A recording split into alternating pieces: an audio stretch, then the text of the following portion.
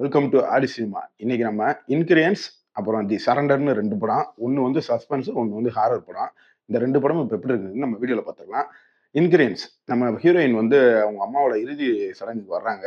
வந்தவங்க அப்படியே நம்ம அப்பா கூடயே வாழ்ந்துரலாம் அப்படின்னு நினைச்சு ஒரு கட்டத்துல இருக்கும்போது, நான் அப்பா ஒரு ஸ்பை உளவாளியா இருந்திருக்காருன்னு தெரிய வருது. அப்படி தெரியும் தருணத்துல அவங்க அப்பா வந்து சில மர்ம நபர்களால கடத்தப்பட்டுறாரு. அங்க இருந்து ஒரு கால் வருது நம்ம ஹீரோயினுக்கு. நீ வந்து ஒரு டிவைஸ் இருக்கு இந்தியால. அத எடுத்து வந்து என்கிட்ட குடுத்துட்டு, உங்க அப்பாவ கூட்டு போய்க்கோ அப்டின்ட்டு. இதுக்கப்புறம் இந்த கதையில நடந்த சம்பவங்கள் தான் இந்த படத்தோட கதை. படத்துல தமிழ் டப்பிங் ரொம்ப நீட்டாவே இருந்துச்சுங்க. படத்துல கேமரா ஒர்க்கும் படு மோசமா இருந்துச்சு. ஏன்னா ஒரு ஹேண்ட் கேம்ல எடுத்த மாரி தான் இருந்துச்சு. ஆனா கடைசில ஒரு ட்விஸ்ட் பண்ணி வைப்பாங்க. அது வந்து ஈஸியாவே நெறைய பேர் கண்டுபிடிக்கிறதுக்கும் வாய்ப்பு இருக்கு. நார்மல் வழக்கமான படமா தான் இருந்துச்சு. படத்துல எங்கேயுமே ஒரு பெரிய அளவுல நமக்கு இன்ட்ரஸ்டிங் குடுக்குற சீன்ஸ்லாம் எதுவுமே இல்ல. படம் பூரா நம்ம ஹீரோயின் பின்னாடியே போற மாரி தான் இருக்கும் ஒரு கேமரா தூக்கிட்டு. அதனால இப்ப நம்ம ஹீரோயின ஃபாலோ பண்ணாலே இந்த படத்த பார்த்து முடிச்சிடலாம்.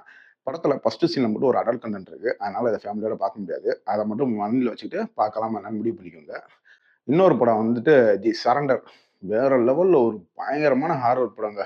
அப்படிலாம் இருக்கும்னு நெனச்சு போய் பார்த்தா, படம் வந்து கொஞ்சம் வேற மாரி தான் இருந்துச்சு. இந்த படம் வந்துட்டு உங்களுக்கு இங்கிலீஷ்ல தான் இருக்கு. தமிழ் டப்பிங்ல இந்த படம் கிடையாது. இங்கிலீஷ் சப்டைட்டில் அவைலபிள் இருக்கு. படத்தோட கதை என்னன்னு கேட்டுக்கிட்டீங்கன்னா, நம்ம படத்தோட ஹீரோ வந்து இறந்து போயிறாரு. இறந்து போனதுக்கப்புறம் அவர் மனைவி வந்து எப்படியாவது நம்ம கணவர திருப்பி மீட்டு எடுத்துட்டு வரணும், உயிரோட கொண்டு வரணும்னு சொல்லி சில சடங்குகள் செய்ய, அது ஒரு விபரீதத்துல போய் முடியுது. இதுக்கப்புறம் படத்துல என்ன நடக்குதுன்றது தான் கதை. படத்துல மொத்தத்துக்கே ஒரு 4 பேர் தான் காமிப்பாய்ங்க. அதே ஒரு 1 மணி நேரத்துக்கு வெறும் 3 பேர மட்டும் தான் காமிப்பாய்ங்க. அதுக்கப்புறம் ஃபிளாஷ்பேக்ல வர ஒரு சின்ன பிள்ளை காமிப்பாய்ங்க. இப்படிதான் இருக்கும்.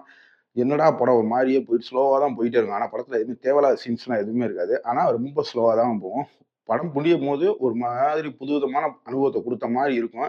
ஆனா இந்த படம் வந்து எல்லாத்துக்கும் புடிச்ச படமா இருக்க வாய்ப்பு கிடையாது. ஏன்னா நீங்க திகில்னோனே பின்னாடி இருந்து கை வரும், ஜம்ப் ஸ்கேர் வரும் அப்படி இப்படின்னு ஜம்ப் ஸ்கேர் இருக்கு ஒரு 2, 3 இடத்துல இருக்கு. ஆனா ரொம்ப திகில் படம் விரும்புறவங்களுக்கு இந்த படம் செட் ஆகாது. ஏன்னா இது ஒரு டெத் ஸ்லோ படம் தான். கடைசி ஒரு 30 நிமிஷம் ஓகேவா இருந்துச்சு படம். மித்தபடி இந்த படத்துல சொல்ற அளவுக்கு வேற எதுவும் இல்ல. இதுவும் ஒரு நார்மலான படம் தான். ட்ரை பண்ணா ட்ரை பண்ணி பாருங்க. ஆன்லைன்ல அவைலபிளா இருக்கு இந்த படம். இன்னொரு வீடியோல சந்திப்போம்.